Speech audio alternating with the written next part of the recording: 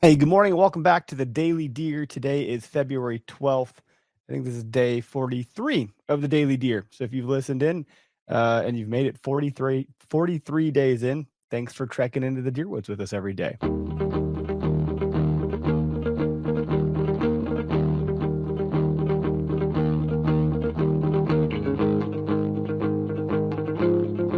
Today's topic is putting shed antlers to good use, and the quote to kind of follow along with that is by Fred Bear. The value of a trophy is measured by the effort put into acquiring it. And boy, oh boy, let me tell you, I can probably much more likely get and hunt and kill and tag a deer, a buck that is, than I can find a shed antler. Miles for piles is the expression, and I go mile for no pile at all. I've only ever found one shed antler, and it was during the gun rifle season in Wisconsin in November. So very unlikely time. I obviously wasn't looking for a shed antler and happened upon one. It seems, though, when I go out looking for them, I do not find them. And there's all sorts of variables. I'm on public land. Maybe the antlers haven't dropped. Maybe they have. Maybe the mice got to them. Maybe another hunter picked them up. Like I'm looking in the wrong areas. I, it's such a vast sea of variable that I've yet to ever find one. But that being said, as Fred Barrett mentions here, the trophy is measured by the effort put into acquiring it. So the one that I do have, I think it's about the coolest damn trophy I have in my house, just about. It's really exciting to have that. I was very, very, jacked when that happened. And shed hunting isn't necessarily about the quote unquote chase. It's about what you do with your finds in some cases, or how you enjoy your time out there while you're searching for them. And I've always found that if I go shed hunting, more eyes are better than one. So if you got your dog or a buddy or two, like it's a good way to go canvas and search an area and just get on some property and get outside. Like there's a lot of joy in just being out there. But I wanted to touch on one of our partners, actually, Rack Hub, because they have a very unique way of displaying sheds, and it's actually pretty cool. So I'll get to that in a minute. But antlers do tell a story, and rather than letting them pile up in a dusty corner, there are plenty creative ways to showcase them. Which I'm reading my notes here. Whether you're turning them into home decor or giving them to your dog as a chew toy, which I reluctantly will do that with some of the deer. I don't know. It's kind of a weird thing. I don't. It's one that I shot. I don't want to, but I've had some antlers, I think, laying around for someone had given me some for like rattling, and I don't rattle much. I finally was like, okay, maybe I'll get to the dog. Anyway, I don't know what people do with theirs, but you can really decorate with them in pretty creative ways. So if you go to rackhub.com/okayest, they have R1 mount and R2 mount. R1 just stands for uno, or like one. There's one antler, so it's a way to mount a single antler, which I have proudly displayed here in our studio. And you can take the antler off, put it back on, rotate it, shift it, move it, get it to whatever position you would like.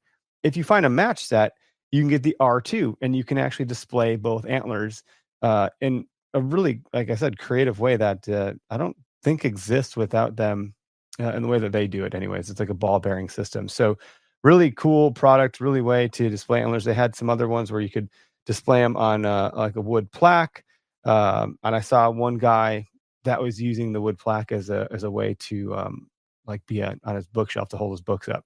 And obviously, all the books were then like hunt centric, conservation books. Really, really cool stuff. They also have their R2 XL, which is for mounting like elk antlers and moose paddles or antlers. And those things are big and they're heavy. And it dawned on me the other day seeing one of their main like hero images on their website. They had moose antlers above a fireplace. And I was like, holy crap. I mean, that's really cool. Moose antlers are huge. And Derek, who does the podcast with us, he's been doing these daily deers as well. And he's our actual shed hunting expert, if you will. He goes moose shed hunting up in the Boundary Waters. And he's like, well, actually, they're pretty easy to find because they're so damn big. I was like, oh, go figure. And he's brought one of the moose paddles to Foam Fest, which is a 3D archery event we put on in August every year.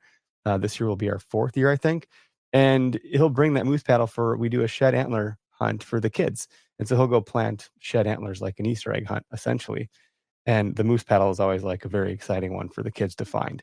So even if you have really big sheds like that, can look really beautiful, and you don't have to go kill a moose. Not to say you shouldn't, but like it's probably expensive, or you're flying to Alaska and all this stuff. So if that's not on like your immediate agenda, it might be easier to just get up to northern Minnesota and the Boundary Waters and go look for some sheds. I think that'd be really cool.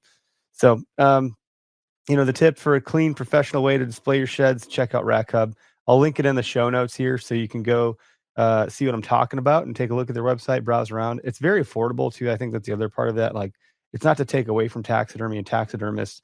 There's a value in having a shoulder mount. In some cases, if you do find shed antlers or um, a dead head, they have ways to display all of these things. So it's just a great way to get your memories up on the wall in a way that maybe you otherwise wouldn't. So every shed is a piece of hunting history, whether it becomes a wall display or a functional tool for your dog or a chair. It's a cherished memento. You can find a way to honor it and share the stories that it tells. And yeah, I think I don't know, some about antlers are just getting your hands on antlers, finding them, and like looking. I don't know. We're obsessed. It's an obsessive thing. That's why we have a daily deer podcast, because we can't stop thinking about this stuff. So that's the daily deer tip for today. Hopefully, you guys. I don't know if you're ready. Are displaying your antlers in a creative way. I'd love to hear about it. You can comment on these on our YouTube. You can also email us. I believe you can comment on our newsletter, and on Spotify you can comment. So if you've had some creative ways to mount antlers, I'd love to hear what everyone else is doing, as shed season kind of is like about to be in full force here. So thanks for tuning in and trekking into the Deerwoods. Have a good day.